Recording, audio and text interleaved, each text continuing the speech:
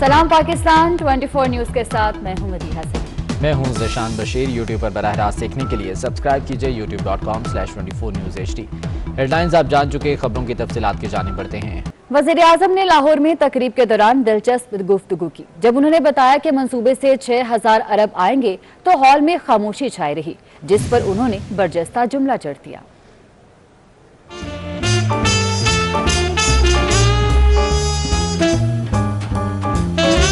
क्योंकि मुझे लगता है ये सामने मेरे ख्याल में आप लेट नाइट सब ने की हुई है, क्योंकि सोए हुए हो आप सब।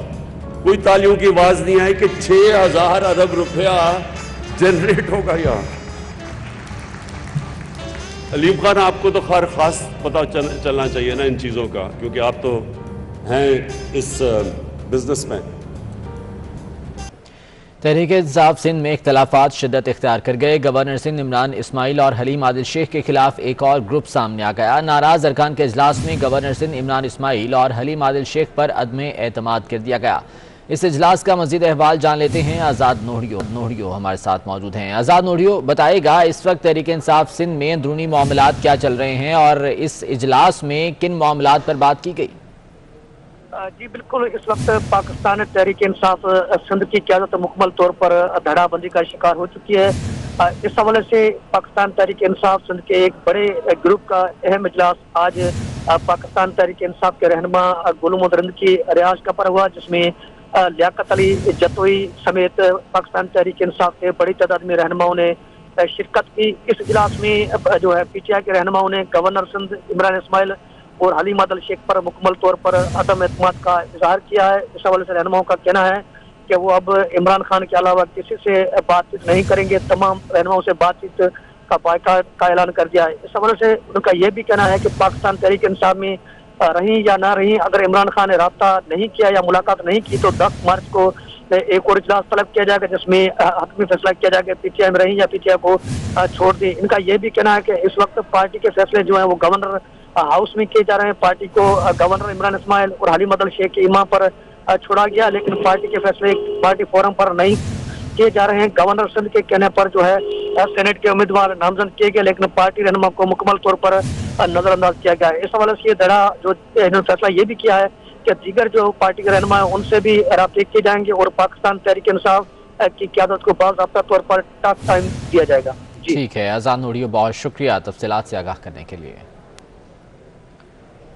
मरीम नवाज कहती हैं कि इलेक्शन कमीशन ने चोरी पकड़ी तो अपीलें कर रहे हो, अवाम तुम्हारे साथ है तो मैदान से भागते क्यों हो। अपने ट्वीट में उन्होंने कहा कि धांधली करने वाले एहलकारों को तहफ़्फ़ुज़ देने को इसलिए बेचैन हो कि वो कटहरे में आकर तुम्हारा नाम लेंगे, तुम्हारा खेल खत्म। इलेक्शन कमीशन के फैसले को चैलेंज करना साबित करता है कि तुमने चोरी की है। वोट चोरी में मुलविस अफसरान को बचाना साबित करता है कि चोरी तुम्हारे कहने पर की गई। दोबारा इलेक्शन से फरार साबित करता है कि तुम जानते हो कि अवाम तुम्हारी जमानतें जब्त कराएगी।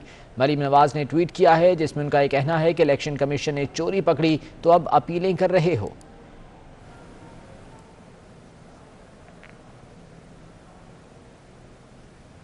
और पाकिस्तान स्टेट ऑयल का माली बहरान संगीन हो गया। दरामदी RLNG के वाजिबात 115 अरब रुपए से तजावुज कर गए। PSO के पावर सेक्टर समेत मुख्तलिफ सेक्टर्स पर वाजिबात 340 अरब रुपए से भी तजावुज कर गए। अशरफ खान की रिपोर्ट इसी बारे में है। मुल्क भर में तेल सप्लाई करने वाला कौमी इदारा पाकिस्तान स्टेट ऑयल शदीद माली बहरान की दलदल में फंस गया। मुख्तलिफ सेक्टर की जानिब से वाजिबात की अदायगी न होने पर बहरान बढ़ता जा रहा है। PSO के मुख्तलिफ सेक्टर्स पर वाजिबात 340 अरब रुपए से तजावुज कर गए। पावर सेक्टर ने 198 अरब रुपए रोक रखे हैं। दरामदी RLNG के वाजिबात 115 अरब रुपए की रिकॉर्ड सतह पर पहुँच गए हैं। PSO के मुताबिक स्वी नॉर्दर्न गैस ने दरामदी RLNG के 115 अरब 40 करोड़ रुपए अदा करने हैं। PIA और हुकूमत ने 30 अरब रुपए दबा रखे हैं। PSO ने दरामदी फ्यूल की मद में इंटरनेशनल सप्लायर्स को 55 अरब रुपए अदा करने हैं। PSO ने मुतल्लिका वजारत से दरामदी RLNG के वाजिबात की अदायगी के लिए राब्ता कर लिया। अशरफ खान, 24 न्यूज़, कराची। कि वज़ीर हम्माद अज़हर का कहना है कि पाकिस्तान FATF के 90% अहदाफ पूरे कर चुका, 3 अहदाफ रह गए वो भी जल्द पूरे कर लेंगे। उन्होंने कहा कि भारत ने पाकिस्तान के खिलाफ साजिश की कोशिश की और बेनकाब हुआ। पाकिस्तान का ब्लैक लिस्ट में जाने का इम्कान नहीं रहा। कौम को ये यकीन दिलाना चाहता हूँ कि ब्लैक लिस्टिंग जो है उसे हम पाकिस्तान अल्हम्दुलिल्लाह अवॉइड कर चुका है। ना सिर्फ अवॉइड कर चुका है बल्कि अब हम एक्शन प्लान को पाकिस्तान के जो फैक्ट एक्शन प्लान है उसे मुकम्मल करने का हमने टारगेट किया हुआ है और हम उसको इंशाल्लाह ताला हमारी कोशिश है कि जून में ये जो 27 के 27 निकात हैं हम इनको मुकम्मल करें।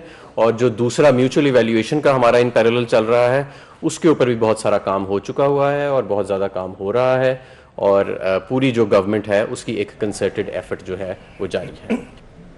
वज़ीर सेहत सिंध डॉक्टर अजरा पेचोहो का कहना है कि पाकिस्तान में कोरोना वायरस को 1 साल मुकम्मल हो चुका। तैयारी ना होने के बावजूद सिंध हुकूमत ने बर वक्त और जल्द इकदाम उठाए। सिंध पहला सूबा था जिसने लॉकडाउन का फैसला किया। जो है पूरे 1 साल होने को आए हैं कोविड को। 26 फरवरी को हमारा पहला केस कराची में नमूदार हुआ था। हमारी बिल्कुल तैयारी नहीं थी जब ये कोविड का केस आया था और ट्रेनिंग्स जो है कैपेसिटी बिल्डिंग करने के लिए हमारे जो एहलकार थे हेल्थ डिपार्टमेंट के, इन सब चीज़ों में हमने बहुत जल्दबाजी में हमने ये सब चीज़ें कर ली और मैं समझती हूँ ये हमें सिंध गवर्नमेंट को इसका सहरा जाता है कि उन्होंने बहुत ही मुख्तसर अरसे में बहुत सारी चीज़ें कर ली। सिंध पहला प्रोविंस था जिसने जो है लॉकडाउन की अनाउंसमेंट भी की।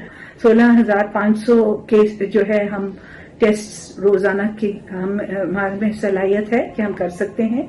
2.9 मिलियन टेस्ट हमने किए हैं। 57,000 जो है केसेस पॉजिटिव आए हैं। 4,315 हमारी अमवात हुई हैं। 1,195 आईसीयू बेड्स हमने इस्टेब्लिश किए जिसके अंदर वेंटिलेटर्स की सहूलत मुहैया थी। मैं अल्लाह से दुआ करती हूँ कि ये हमारी मुल्क में से ये कोविड की बीमारी जो है मूजिक बीमारी खत्म हो जाए। मोहम्मद हफीज को सेंट्रल कॉन्ट्रैक्ट में सी कैटेगरी की ऑफर पर साबिक कप्तान मोइन खान भी बोल पड़े। कहते हैं मोहम्मद हफीज ए कैटेगरी के मुस्तहिक हैं। पीसीबी ने दोहरा मयार अपनाया। अजहर अली और यासिर शाह भी एक फॉर्मेट खेलते हैं, उन्हें ए कैटेगरी दी गई। मोहम्मद हफीज ने सी कैटेगरी ऑफर करने पर मुआहदा लेने से इनकार कर दिया था।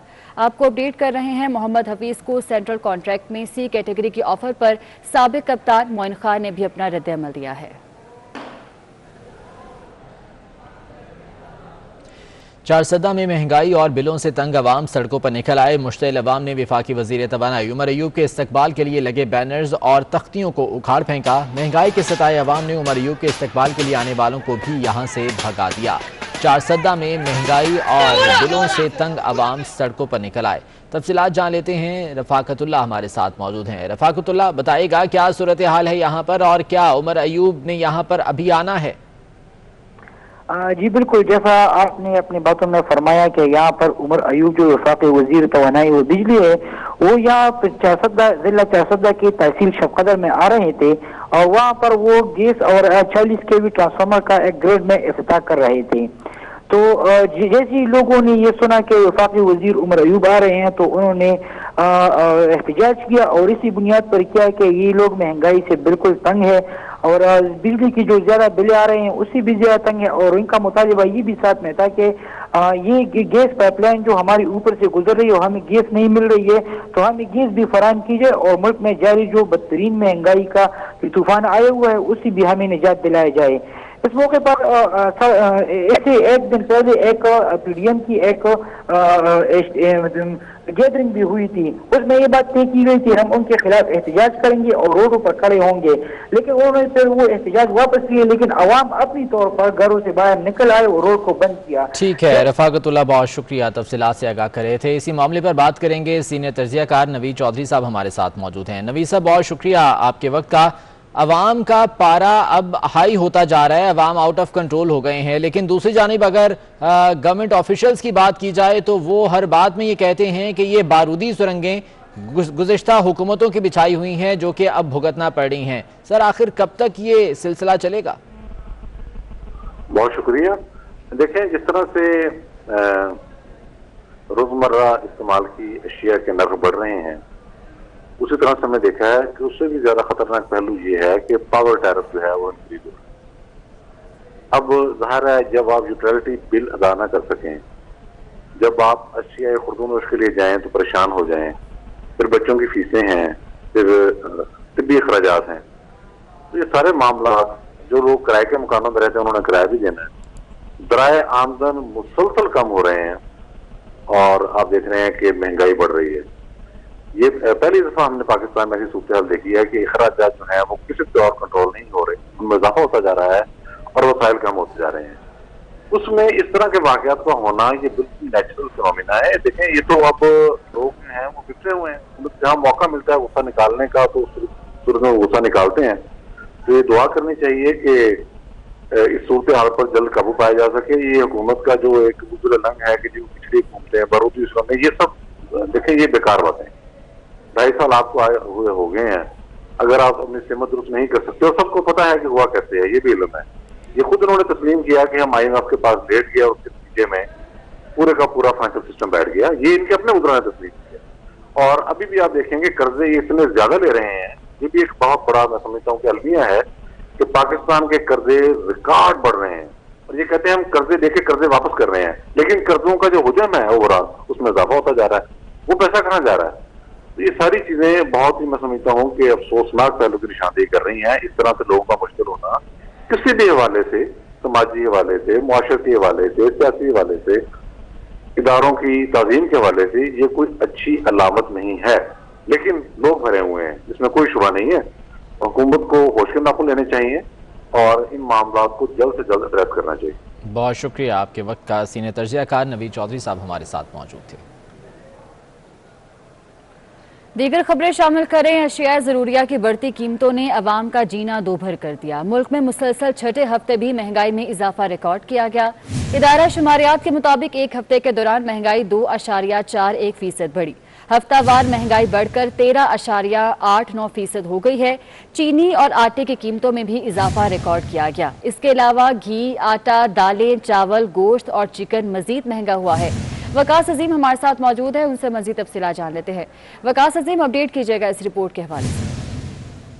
जी, इदारा शुमारियात के आदाद शुमार ये बता रहे हैं कि मुल्क भर में महंगाई जो है वो मुसलसल बढ़ती जा रही है और गुज़िश्ता 6 हफ्तों के दौरान महंगाई की शरह में इजाफा रिकॉर्ड किया गया है। गुज़िश्ता 1 हफ्ते के दौरान महंगाई की शरह में 2.41% इजाफा हुआ है और अब हफ्तावार महंगाई की जो शरह है वो 13.89% तक पहुंच चुकी है। गुज़िश्ता हफ्ते के दौरान चीनी और आटे की कीमतों में भी इजाफा रिकॉर्ड किया गया है, जबकि 25 ऐसी अशिया ज़रूरिया है जिनकी कीमतों में इजाफा हुआ है। चिकन 5 रुपये 25 पैसे फी किलो महंगा हुआ है और चिकन की औसत कीमत 250 रुपये 28 पैसे तक पहुंच चुकी है। चीनी की औसत कीमत में एक हफ्ते के दौरान तकरीबन 8 पैसे का इजाफा हुआ है और जबकि दाल चने की कीमत फी किलो और इसमें तकरीबन 3 रुपये 62 पैसे, दाल मूंग 78 पैसे, दाल मसूर 12 पैसे, जबकि आटे का 20 किलो का थैला 5 रुपये और 13 पैसे का महंगा हुआ है। इसी तरह अंडे की जो कीमत है, अंडे फी दर्जन तकरीबन 26 पैसे महंगे हुए हैं और हालिया हफ्ते के दौरान 5 अशिया ज़रूरिया की कीमतों में कमी भी रिकॉर्ड की गई है। जी ठीक है, बहुत शुक्रिया आपका। विफाकी ब्यूरोक्रेसी में आला सतह के तकर्रुर और तबादले किए गए हैं। Special secretary power division Hamid Yakub Sheikh को एडिशनल सेक्रेटरी इंचार्ज प्लानिंग मुकर्रर कर दिया गया है। ग्रेड 22 के अकबर हुसैन दुरानी को सेक्रेटरी नारकोटिक्स कंट्रोल डिवीजन और परवेज अहमद को सेक्रेटरी रियासत और सरहदी अमूर डिवीजन तैनात किया गया है और इस हवाले से नोटिफिकेशन भी जारी कर दिया गया है। विफाकी ब्यूरोक्रेसी में आला सतह के तकर्रुर और तबादले किए गए हैं। नोटिफिकेशन के मुताबिक special secretary power division Hamid Yakub Sheikh को एडिशनल सेक्रेटरी इंचार्ज मुकर्रर किया गया है।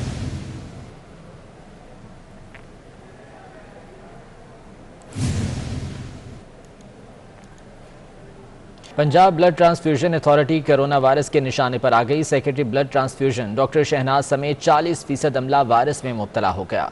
जराये के मुताबिक अथॉरिटी से मुंसलिक इंस्टीट्यूट ऑफ ब्लड ट्रांसफ्यूजन का अमला भी स्क्रीनिंग से महरूम है। आपको अपडेट कर रहे हैं, Punjab blood transfusion authority coronavirus के निशाने पर आ गई। Secretary blood transfusion doctor Shahnaz समेत 40% अमला इस वायरस में मुब्तला हो गया है।